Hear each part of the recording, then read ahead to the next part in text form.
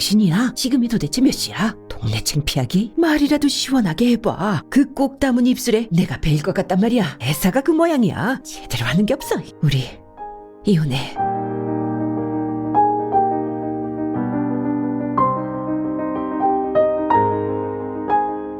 실금 하나. 정정화.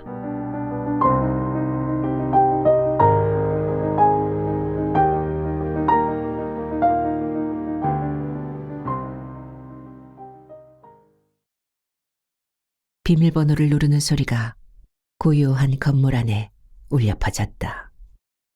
불길한 징조처럼 그 소리는 건물 벽을 타고 내려갔다.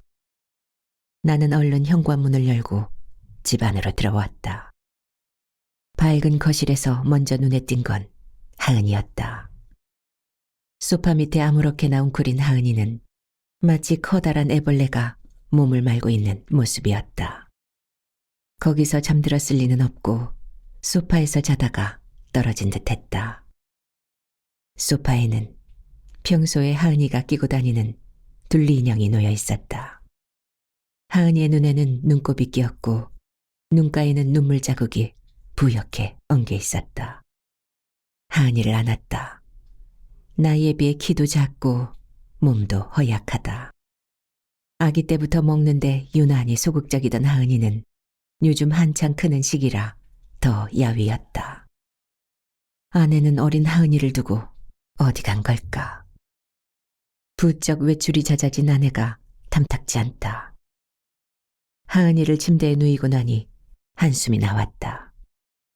하은이의 방은 책과 종이로 어질러져 있다. 잘 정돈돼서 군더더기라고는 없던 집 안은 잡동사니와 먼지로 지저분하다. 거실 소파에 앉아 아내에게 전화를 걸었다. 아내는 받지 않았다. 어디 있는지, 무엇을 하는지. 전화기를 소파에 던지고 자리에서 일어났다. 밤은 깊어가고 내일 출근할 일을 생각하면 자야 할 시간인데 잠이 올 것 같지 않았다. 거실 구석에 둔 난초는 언제쯤 물을 준 건지 시든 이파리가 두어 개 보이고 잎은 비틀려 있었다. 나는 난초 화분을 들고 화장실로 갔다. 양동이에 물을 받아 난초를 담갔다. 화장실 세면대도 물때가 끼어 누런 얼룩이 보였다. 30대 후반인 아내가 달거리를 안 한다고 한 것은 장난이다. 대수로운 일이 아니라 여겼기에 적극적으로 치료해보라고 권하지 않았다. 아내가 같이 잠자리를 할 때 통증을 호소했다. 언제부턴가 아내는 잠자리를 꺼리는 증세를 보였다. 조기 폐경이래요. 그 말을 할 때까지 그게 우리 가정의 분위기를 좌우할 말임을 알지 못했다. 아내는 하은이 동생을 가지고 싶어 했다. 나는 반대했다. 전셋집에서 이사를 하려면 돈을 모아야 하는데 애를 더 낳으면 그만큼 집 사는 일은 뒤로 밀리게 마련이다. 작은 집이라도 사면 애를 낳자고 했다. 아내는 마지못해 동의했지만 표정은 굳어 있었다. 그렇게 미뤄진 둘째를 가지려는 계획은 집을 사면서 풀렸지만 아내에게 임신 징후는 없었다. 피임을 오래 한 탓인지 다른 이유가 있는지 알 수 없었다.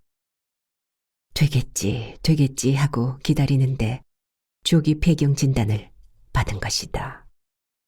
자정을 지나 현관에서 비밀번호 누르는 소리가 들렸다.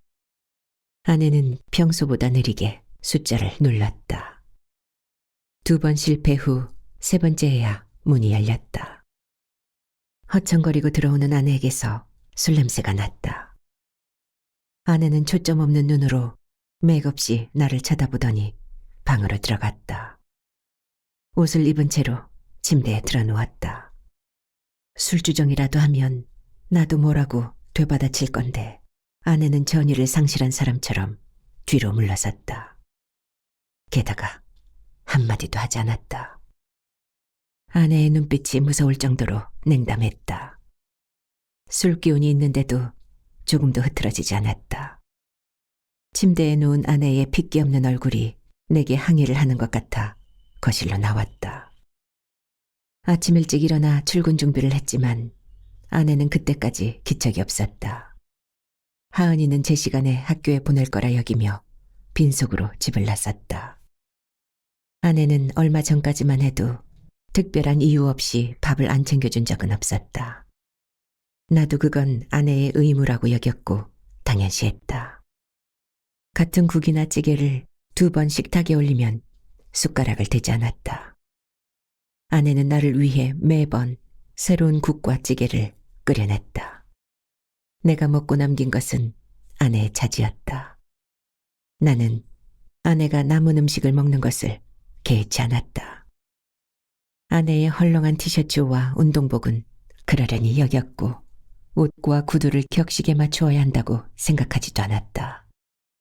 몇 번 동창회에 다녀온 아내는 어느 순간부터 가지 않았다. 마땅한 옷이 없어서, 구두가 없어서 라는 아내의 작은 말은 흘려들었다.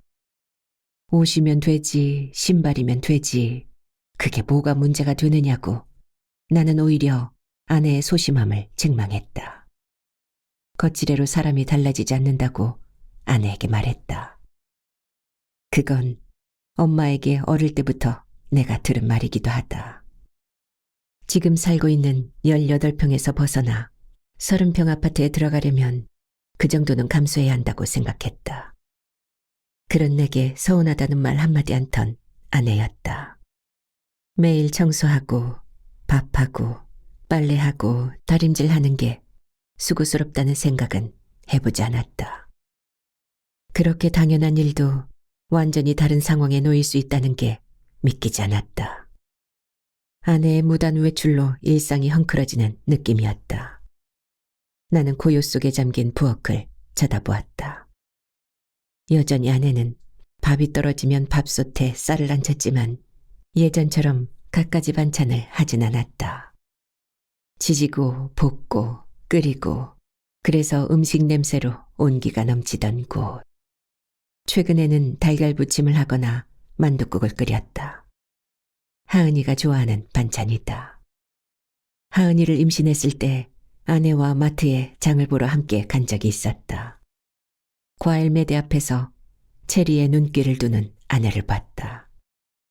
나는 못 본 척하고 지나갔다. 양에 비해 비싸기만 한 걸 굳이 사 먹을 이유가 없다고 생각했다. 2배 이상 싼 토마토를 집어 바구니에 집어넣었다. 입덧 때문에 육류나 생선을 못 먹는 아내가 과일로 끼니를 때우던 때였다. 내가 입덧을 해보지 않았기에 그 고충을 잘 알지 못했다. 아내는 말없이 마트를 나왔다. 메스껍다고 해도 힘들다고 해도 나는 아내에게 특별한 걸 해주지 않았다. 남들 다 가지는 아기를 베고는 유별나게 힘들어하고 엄살을 피운다고 여겼다. 야근하기 위해 짜장면을 시켜놓고 일하는 중에 전화벨이 울렸다. 703호 할머니였다. 안에서 하은이가 울고 있는데 문을 열어주지 않는다고 했다. 아무리 문을 두드려도 울고만 있다며 빨리 오라고 말했다. 내일 국장에게 보고해야 할 자료가 완성되지 않았는데 이럴 때 흐름을 끊다니 짜증이 났다. 아내에게 전화를 걸었지만 받지 않았다.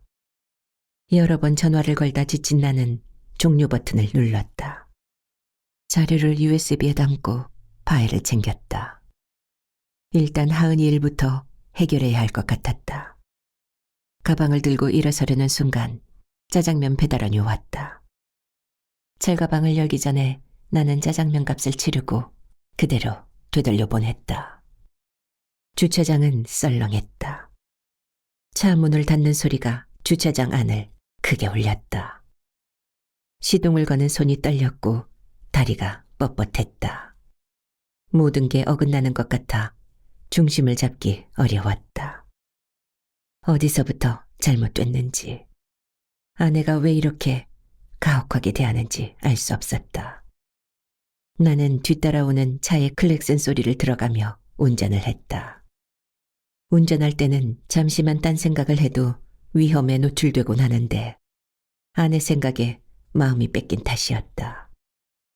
차를 댈 곳이 없어 주차장을 돌다가 담 옆에 차를 댔다. 그곳에서 아내가 차를 긁은 적이 있음을 기억해냈다. 회식이 있어 차를 두고 간 그날, 아내는 하은이를 데리러 학원에 갔다 왔다. 피아노 경연대회를 앞둔 시점이라 특별 보충 수업이 있었다. 학원에서 차량 운행을 하지 않아 아내가 데리러 갔다. 아내는 차가 따로 없어 운전이 서툴렀다. 아파트 주차장이 차서 길가에 차를 대야 했다. 길가도 될 만한 곳은 다 차서 담벼락이 있는 곳에 주차를 해야 했다. 뒤쪽에만 경보음이 울리는 센서가 달린 탓에 아내는 벽 쪽으로 차가 붙는 걸 알아채지 못했다. 스스슥 차가 긁히는 소리에 아내는 후진을 했다. 힘들게 주차를 마친 아내는 휴대전화 손전등을 켜서 살폈다. 범퍼 부분에 조금, 본체 부분에 가느다란 금 하나가 그어져 있었다. 아내는 그곳을 물파스로 10번, 20번 반복해서 닦았다. 펜 자국은 가늘었지만 육안으로 보이는 정도였다. 하은이는 차에서 내려 그 일을 지켜보았다. 차를 긁은 내막을 내게 알려준 것도 하은이가 처음부터 끝까지 목격했기에 가능한 일이었다. 그즈음 주식 가격이 절반으로 내려 나는 신경이 곤두서 있었다. 조금만 더 오르면 넓은 아파트로 옮겨갈 수 있다는 희망에 부푼 시점이었다. 밥 먹다가도 휴대폰을 옆에 두고 코스피의 변동을 살폈다. 신경은 극도로 예민해졌고 밥맛이 없었다. 아내에게 주식 가격이 내린 얘기를 하니까 기다려보는 수밖에요. 한마디 했을 뿐이다. 그렇게 무심할 수 있는 아내가 무엇 때문에 그러는지 이해할 수 없었다. 차를 대고 엘리베이터를 탔다. 함께 타는 사람이 없어 다행이었다. 엘리베이터에서 내리자 할머니가 문 앞에 신문지를 깔고 주저앉아 있는 게 보였다. 할머니는 머플러를 어깨에 두르고 있었다. 나를 본 할머니는 아구구야 하며 일어났다. 평소에도 다리가 아파서 절뚝거리며 다녔다. 안에서 하은이의 울음소리가 들렸다. 가느다랗고 낮은 지쳐 기어들어가는 목소리였다. 할머니에게 묵례를 하고 댁으로 들어가 보시라고 했다.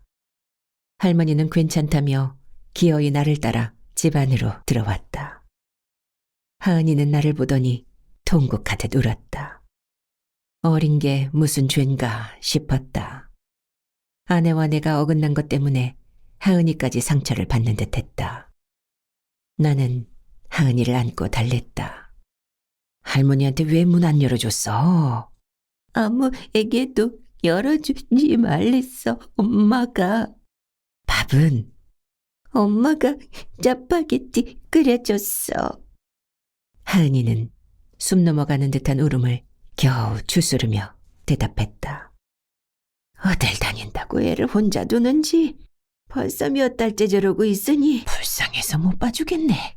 애 어미가 돼서 술 먹고 돌아다니고 그저께는 여자들이 모여서 어찌나 떠들어대든지 우리 집까지 웃는 소리가 울리더라니까. 애 교육에 얼마나 안 좋을꼬. 할머니는 자기 일인 양 목소리를 높였다. 말하는 중간에 힐끗 눈치를 살폈다. 나는 할머니 말에 대꾸하지 않았지만 속에서는 부하가 끓어올랐다. 어제 일 말고는 내가 야근할 때 아내는 일찍 집에 돌아와 하은이를 돌보는 줄 알았다. 아내는 내가 아는 것보다 더 많은 시간을 밖으로 돌고 심지어는 애 보는 앞에서 흥청거리며 놀았다는 말이다. 아내 얼굴은 점점 야위어갔고 눈가에는 다크서클이 짙어지고 눈은 먼 곳을 응시했다. 그나마 다행스러운 일이라면 밥솥에 밥은 떨어지지 않았고 식탁 위에는 한두 가지 반찬을 새로 해서 올려둔다는 점이다. 할머니는 거실과 주방을 빙 둘러보며 혀를 차더니 설레설레 고개를 저었다. 식탁에는 하은이가 짜장라면을 먹다가 남긴 접시가 그대로 놓였고 개수대에는 설거지할 그릇들이 쌓여 있었다. 자네 신세도 참 나이만 가네. 나는 하은이를 아는 채 고개를 까딱했다. 자식 팽개쳐놓고도 애미라고. 어린 것 불쌍해서 어쩌노. 턱 밑에 검고 굵은 사마귀를 매단 할머니는 마지막까지 하은이에게 눈길을 떼지 못했다. 하은이를 재우고 보고서를 작성하려니 집중이 되지 않았다. 국장의 얼굴과 아내의 얼굴이 왔다 갔다 했다. 직장에서 가정에서 나는 성실하고 부족함이 없다고 자부했다. 지금 아내의 행동은 성실함에 대한 답이라기엔 가혹하기만 하다. 보고서에 기대 효과를 작성하며 내 인생에 기대할 만한 일이 있는가를 생각했다. 아내는 선 밖을 넘나들고 나는 아무런 대책이 없었다. 나에 대해 아내의 기대치가 없으니 뭘 해야 할지 모르겠다. 기대 효과, 기대 효과. 내가 기댈 것이 없는데 그 효과는 무슨 의미가 있는가? 기대 효과에서 보고서의 진도가 나가지 못했다. 자정이 넘은 시간 보고서 내용을 억지로 짜내 작성하고 나니 아내가 돌아왔다. 어제보다 더 취했는지 몸이 비틀거리는 정도가 심했다. 제정신이야? 지금이 도대체 몇 시야? 아내는 나를 멍하게 쳐다봤다. 애를 혼자 두고 일해도 돼? 옆집 할머니 말로는 며칠 전엔 여자들이 집에서 떠들고 난리쳤다면서? 동네 창피하기? 한이 상 탔다고 한턱 쓰라는데 어떡해. 당신한테 말해봐야 눈도 깜짝 안 할 거고. 그래서 집에서 때웠는데 뭐 잘못됐어? 아내 말을 듣고 보니 할 말이 없었다. 가족끼리 외식도 하지 않는데 한턱 쓰라고 생활비를 더 주진 않았을 거다. 우리 이혼해. 예전에 화났을 때 내가 했던 말을 아내가 내뱉었다. 그 말을 하곤 비틀대며 화장실로 들어갔다. 적반하장도 유분수지 집안일도 팽개치고 돌아다닌 주제에 너무나 당당해서 나는 할 말을 잃었다. 아내는 꾀꾀거리며 음식물을 토해냈다. 변기에 토사물을 내리지 않고 입도 헹구지 않고 밖으로 나왔다. 양치하네? 아내는 들은 척도 하지 않았다. 나는 화장실에 들어가 변기물을 내렸다. 담가둔 난초는 아직 잎이 살아나지 않았고 이파리에는 토사물이 묻어 있었다. 샤워기를 틀어 난초 위에 뿌리고 양동이에 물을 새로 받아 난초를 담갔다. 그래도 큐퀴한 냄새는 남아 있었다. 밤새 나는 잠을 이루지 못했다. 다른 사람의 말을 주로 따라가는 아내는 자기 주장을 안 하는 편이었다. 그런 아내가 너무나 분명하게 말을 했다. 만약 이혼을 한다면. 여태 다퉈도 진짜 헤어진다는 생각은 해보지 않았다. 아무리 생각해도 헤어질 수는 없었다. 친가와 처가 식구들의 얼굴이 떠올랐다. 장모 생신날 아내는 내가 선물을 하나 준비하기를 바랐다. 하다못해 담배라도 사가자고 했다. 아내가 초등학교에 다닐 때부터 장모는 담배를 피우기 시작했다고 한다. 나는 아내의 말을 무시하고 계속 운전했다. 24시 마트를 두어 군데 지나쳤지만 차를 세우지 않았다. 스선한 바람이 차창을 스치고 차 안에는 침묵이 흘렀다. 생신상이 차려지고 다른 자식들은 저마다 선물과 용돈을 장모에게 전했다. 처제는 유명 브랜드의 원피스를 사와서 자랑했고 처남댁은 흰 봉투를 꺼내며 큰 목소리로 용돈 액수를 과시했다. 아내는 눈을 내리깐 채 주변을 둘러보지 않았다. 사람들은 아내와 나를 번갈아 쳐다보며 뭔가 내놓지 않을까 기대하다가 점차 실망하는 표정으로 바뀌었다. 화장실에서 나오다가 부엌에서 수군대는 소리를 들었다. 찬서방은 빈손으로 왔네? 직장이 좋으면 뭐해? 저렇게 짠돌이 짓을 하는데. 그 말을 듣는 순간 얼굴이 달아올랐지만 마음을 진정시키려고 애썼다. 욕이 뱉다고 들어오나 뭐. 내가 창피를 당할 때마다 변명거리로 삼던 말을 떠올렸더니 효과가 있었다. 집으로 돌아오는 차 안에서 아내는 침묵했다. 나는 모른 척 달랠 생각을 하지 않았다. 작은 일에 매달리면 아무것도 안 되는 법이니까. 국장은 보고서의 내용에 대해 긍정적으로 평가했다. 새로운 아이디어 기획안에 대해서는 칭찬을 아끼지 않았다. 정신이 멍해서 말이 귀에 들어오지 않았다. 이제 국장의 검토가 얼마 남지 않았다. 한 번의 결제를 받을 수 있으면 더할 나위 없이 좋을 것이다. 국장이 기대 효과인 마지막 장을 읽을 때 고개를 갸웃거렸다. 크게 중요한 부분이 아닌데도 마무리라 그런지 표정이 떨떠름했다. 여기 말이야. 전체 기획안과 어울리게 해봐. 국장은 들고 있는 펜을 보고서 위에 빙빙 돌리며 말했다. 일찍부터 사인을 할 것처럼 들고 있던 펜을 놓고 국장은 보고서를 내밀었다. 이 모든 게 아내 때문인 것 같아 울어같이 밀었다. 보고서를 작성하고 집에 들어갔으면 좋았을 텐데 하은이 일로 집중력이 떨어진 탓이었다. 머리는 무거운데 보고서 내용을 수정하라니 속이 상했다. 아내는 명령식의 내 말투가 싫다고 했다. 작년에 아내가 조기 폐경 진단을 받기 전 얼굴이 붉어지고 가슴이 두근거린다고 했다. 외롭다고 투덜대던 아내는 사람 만나기가 두렵다며 외출이 줄어들었다.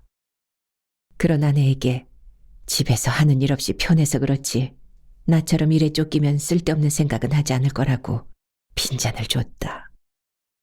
먼지가 없도록 닦아. 반찬 좀 싱겁게 해. 가계부 적은 거 가져와. 내가 잔소리를 할 때면 아내는 명령형밖에 쓸 줄 모르냐며 구시렁거렸다.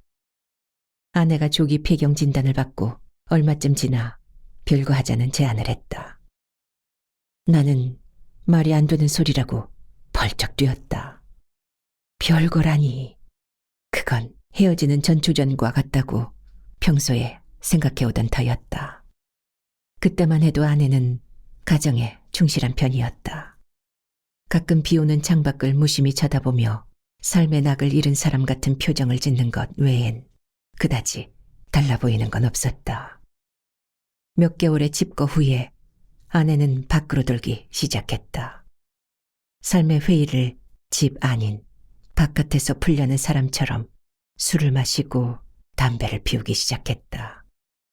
집안에서 고요하던 아내가 밖으로 나서기조차 꺼리던 아내가 바깥바람을 몰고 다녔다. 그 바람은 하은이에게 부딪히고 나를 치며 지나갔다. 3시간 만에 보고서 수정을 끝내고 다시 결제를 받으러 갔다. 국장은 고개를 끄덕이며 생각한 것보다 쉽게 사인을 했다. 혹시나 싶어 여러 번 검토하고 보완을 해서인지 별다른 토를 달지 않았다. 가볍게 지내는 동료 직원인 한 팀장에게 퇴근 후 한잔 하자고 했다.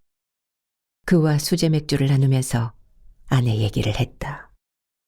맥주를 몇 잔 들이켰더니 우울한 기분이 조금 가셨다. 문득 행복해지고 싶었다. 아내와 함께라면, 그럴 수 있다면 희망이 있을 것 같았다. 아내와 헤어지지 않으려면 어떻게 해야 하는지 방법을 물었더니 가족여행도 좀 다니고 아내를 위해 할 수 있는 일을 찾아서 해보라고 했다. 순간 아내와 여행을 간 적이 없었음을 떠올렸다. 함께 여행을 간 적이 없다는 내 말에 한 팀장은 너무 심하다고 했다. 다른 사람이 살아가는 방식과 많이 달랐던 건 내가 큰 평수의 집을 사는데 목표를 두었기에 소소하게 돈이 들어가는 일을 생략해서였다. 술기운도 오르고 긴장도 풀어진 상태로 집에 들어왔다. 한 팀장의 말대로 지금이라도 노력하면 아내의 마음을 돌릴 수 있을 것 같아 마음이 조급해졌다. 집에 들어서자마자 아내에게 주말에 어디 1박 2일로 놀러 갈 데가 없는지 물었다. 아내는 새삼스럽게 무슨 여행 하며 시큰둥하게 반응했다. 내 말 좀 들어주면 어디가 덧나? 도대체 왜 그래? 여행이 뭐하는 물건인지 잊은 지 오래야. 그러면서 싸돌아다니는 건 잘하더라. 미친. 그만 아내에게 화를 내고 말았다. 아내는 요즘 내게 냉담한 상태인데 내가 화를 내면 대화는 이어지지 않는다. 마음과 다르게 현실은 어긋나기만 했다. 정말 아내를 달랠 방법이 없는 건지 답답함이 몰려왔다. 당직하느라 밤을 지새운 나는 집으로 차를 몰았다. 당직을 서는 날 밤이면 전화를 2번 걸어와 밥은 먹었는지 불편한 건 없는지를 물어보곤 했는데 아내는 요즘 전화를 하지 않았다. 어젯밤엔 내가 전화를 걸어봤지만 아내는 무덤덤하게 받았다. 필요 없는 일을 한 것 같은 허허로움이 밀려왔다. 아내가 전화를 걸어왔을 때 왜 지금 바빠? 나중에 라는 짧은 말을 주로 했다는 사실이 떠올랐다. 가속기를 밟는 발에 힘이 들어갔다. 아내가 외출하기 전에 집으로 가야 할 것 같았다. 오늘은 기필코 아내의 속갯말을 들어봐야겠다. 불만이 무엇인지, 왜 이혼하려는지. 이대로 헤어진다면 내 인생에 이혼이라는 오점을 남기고 싶지 않다. 원칙을 중시하는 삶을 살아왔는데 가정에서 내 삶의 오점을 남긴다는 건 있을 수 없는 일이다. 아내는 어디로 가려는지 아파트 입구를 막 벗어나고 있었다. 짙어진 눈매, 짙붉은 입술이 퀭한 아내 얼굴을 어울리지 않게 뒤덮고 있었다. 주위에는 아무런 관심이 없는 표정으로 고개를 숙이고 걸었다. 아내는 버스 정류장에서 서성댔다. 오늘은 아내를 따라가 볼 심산이 있다. 도대체 어디를 그렇게 다니는지. 아내가 버스에 올랐다. 나는 천천히 버스를 따라갔다. 버스는 시내를 벗어나 외곽으로 빠져나갔다. 20분쯤 달렸을까. 아내가 버스에서 내렸다. 한적한 시골에 무슨 일이지? 나는 아내가 사람들의 눈을 피해 남자를 만나러 온 게 아닌지 의심이 들었다.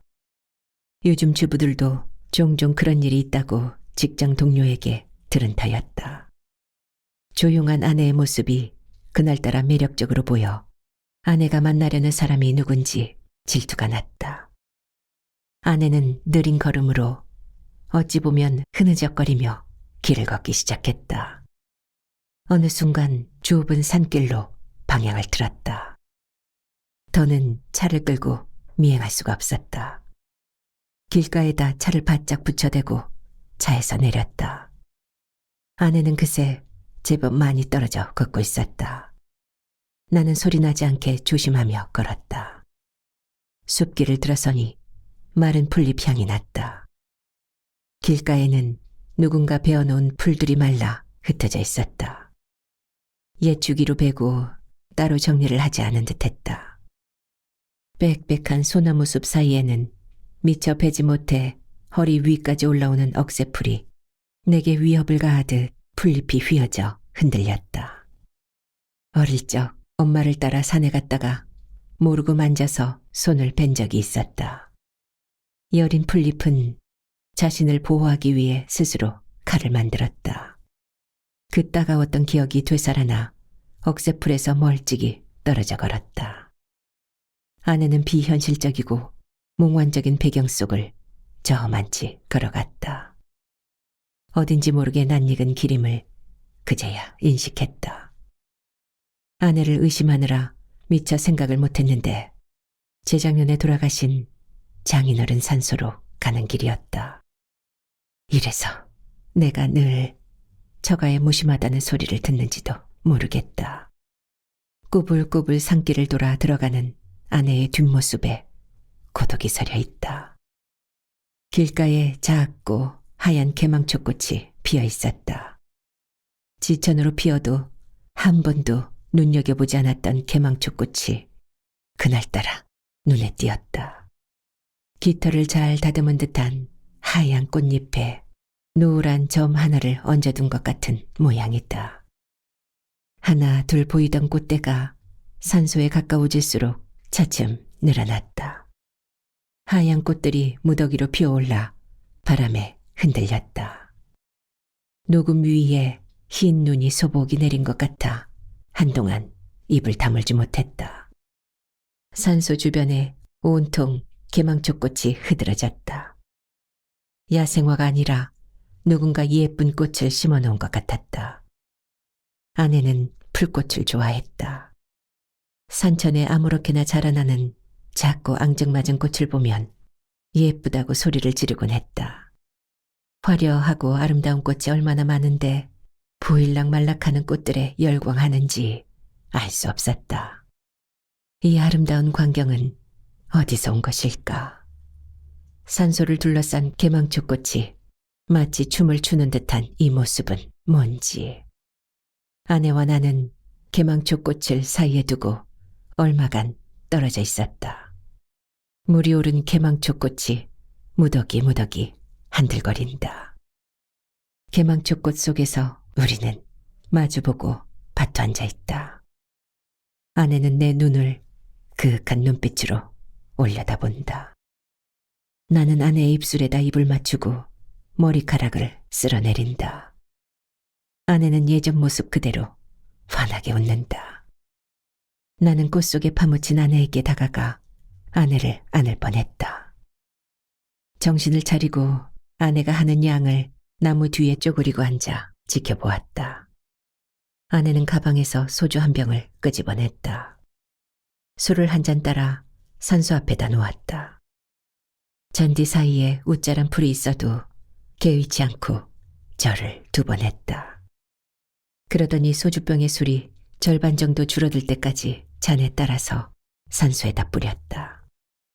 아내는 하늘을, 나무를, 개망초를 천천히 둘러보았다. 바람이 솔잎을 지나 개망초를 흔들고 아내의 옷자락을 스친다. 아내는 잔에다 소주를 따르더니 연거푸 2잔을 마셨다. 평소에 1-2잔의 술에 온몸이 벌개지곤 했다. 그런 아내가 술꾼이라도 된 양 소주를 마셨다. 아내는 개망초꽃을 손으로 쓰다듬었다. 마치 애완용 고양이의 털을 만지듯 부드러운 손놀림이었다. 개망초꽃에 쌓인 아내는 영화 속 주인공처럼 돋보였다. 그 옆에 지금 앉을 수 있다면. 아내는 남은 술을 기어이 들이켜곤 한참을 그곳에 앉아 있었다. 멍한 눈으로 아무런 생각이 없는 듯한 모습이었다. 공허함에 빠진 낯선 아내의 얼굴은 삶의 의욕을 잃은 듯 보였다. 언뜻 엄마의 모습이 스치고 지나갔다. 엄마보다 일찍 저 세상으로 간 누나도. 뒤이어 수많은 여자의 환영이 보이는 것 같아 나는 머리를 가로저었다. 아내는 산소 옆에 오래도록 그렇게 머물렀다. 밤늦게 들어오는 아내를 보며 낯선 남자를, 할 일 없는 여자들과 술 마시는 장면을 떠올리거나 했다. 기껏해야 이런 곳에서 술을 먹고 취해 들어왔단 말인가. 아내의 빈 행적을 다 채울 수 없었지만 외딴 곳에서 술을 마시는 아내가 가여워졌다. 내가 추구해온 목표들이 아내의 모습에 와르르 무너져 내렸다. 나 혼자 가족을 부양하느라 고생이라고 아내는 편하게 산다고 여겼다. 남들처럼 돈을 벌지 않는 아내를 무시하고 함부로 대했던 순간들이 주마등처럼 뇌리를 스쳤다. 빠른 걸음으로 나는 그곳을 빠져나왔다. 내가 미행한 걸 알면 기겁을 할 것이다. 가뜩이나 내게 쌍심지를 켜고 있는 아내의 심기를 건드리고 싶지 않았다. 개망초꽃이 자꾸만 뒤돌아 보였지만 길을 재촉했다. 있는 듯 없는 듯 부드러운 개망초꽃의 향기는 한동안 내 코끝에서 맴돌았다. 밤새 당직 서느라 피곤한 데다 한나절을 아내를 좇느라 시간을 보내서 그런지 집에 도착하자마자 소파에 굴아떨어졌다.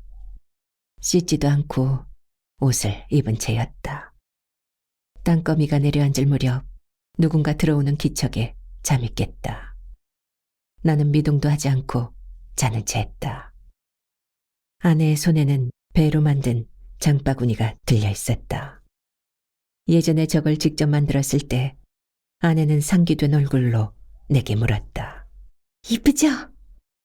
장바구니는 장본 물건을 담으면 되지. 그게 무슨 대수인가 싶었다. 시큰둥한 내 반응에 아내가 실망한 표정을 지었던 게 기억났다. 저기에 물건을 사서 꽉 채워오곤 하던 아내에게 사사건건 잔소리를 했다. 낭비한다고. 지금은 그런 잔소리가 필요치 않았다. 아내는 장바구니에 반을 채우지 않는 날이 많았고 한두 개의 물품만 사서 들고 오는 날도 흔했다. 장바구니를 채우는 재미를 잃어버린 것 같았다. 아내는 부스럭거리며 식탁 위에 물건을 두어 개를 내놓더니 한참 동안 멍하니 앉아 있었다. 천천히 빈 장바구니를 들고 일어섰다. 다시 밖으로 나가려는 듯 현관을 향해 발걸음을 뗐다. 아내가 밖으로 나가면 영원히 돌아오지 않을 것 같은 불안감이 엄습했다. 소파에서 일어나 앉으며 아내를 불렀다. 아내에게 잠깐 얘기 좀 하자고 했다. 아내는 낯선 표정으로 나를 쳐다봤다. 생활비 올려줄 테니 이혼하겠다는 말은 하지 마. 내가 너무 아끼는 바람에 생활비가 부족했던 거 알아. 앞으로 내가 잘할게. 하은이와 여행도 자주 다니고 남들처럼 그렇게 살아보자고. 아내는 입술을 꾹 다물었다. 제발 속 좀 그만 긁어. 당신이 그러니까 내 가슴에 금이 간다고. 뭐 때문인지 말이라도 시원하게 해봐. 그 꼭 담은 입술에 내가 베일 것 같단 말이야. 나를 쳐다보는 아내의 눈가에 이슬이 촉촉이 맺혔다. 차가. 그게 어떻게 됐다고? 그게 그렇게 중요했어? 내 말은 귓등으로 듣고 자신의 말을 마친 아내는 총총히 일어나 장바구니를 들고 밖으로 나갔다. 생활비가 아니고 차라니. 뜬금없는 말에 잠시 멍멍한 기분이 됐다. 차를 긁은 그날 밤 술에 취해 들어온 내게 아내는 아무 말도 하지 않았다. 아침에 기어들어가는 목소리로 주차하다가 차를 긁었다는 말을 했다. 가느다란 철근에 조금 긁혔다고 했다. 사실 뭔가 변명을 늘어놓으려는 아내의 말을 자르며 소리를 질렀다. 좀 조심하지 않고. 새로 산 차를 긁었다니 나는 화가 났다. 매사가 그 모양이야. 제대로 하는 게 없어. 그 순간 아무것도 생각나지 않아 아내에게 퍼부어댔다. 하은이는 내게 그만하라며 손가락으로 쉿 하는 신호를 보냈지만 나는 멈추지 않았다. 하은이는 커다란 눈동자로 아내의 얼굴을 쳐다보며 안절부절 못했다. 아내는 입술을 질근거리고 있었다. 대충 옷을 입고 나가 차의 상태를 살폈다. 벽에 박힌 가는 철근이 차를 집게 손가락 길이만큼 긁고 지나간 흔적이 보였다. 시멘트 벽에 단단하게 고정된 철근은 차를 긁고도 뾰족한 형태를 유지하고 있었다. 철근이 스치고 지난 자리는 도색이 벗겨져 쭉 그어져 있었는데 그 순간 내 몸에 상처가 난 것처럼 욱신거렸다. 손가락으로 긁힌 자국을 살살 문질러 보았지만 별 차이가 없었다. 적금 통장 하나를 헐어 마련한 새 차를 불과 한 달 만에 흠집을 내다니 아내의 부주의에 화가 났다. 집에 돌아온 나는 씩씩거리며 말했다. 조금이라니? 당신 눈엔 그게 조금처럼 보여? 칠이 벗기자 속이 훤히 보이더구만. 산지 얼마나 됐다고 그 지경으로 만들어? 그때 아내의 눈빛이 심하게 흔들렸다. 감당할 수 없는 울분에 쌓인 듯도 했고 원망하는 듯도 했다. 한편으론 한없이 슬퍼 보였다. 하은이는 그런 아내를 물끄러미 바라봤다. 베란다 쪽으로 등을 돌리고 앉은 아내는 우는지 어깨를 들썩거렸다. 돈을 벌려는 욕심에 시작한 주식이 절반 이하로 곤두박질 쳤을 때도, 하은이가 놀이터에서 놀다 다쳐서 아내를 몰아세웠을 때도, 결혼하고 한 번도 장인 장모에게 선물을 하지 않았어도 아내는 이혼하자는 말을 하진 않았다. 그런데 그날의 일이, 그 사소한 일 때문에 나는 기가 차서 말이 나오지 않았다.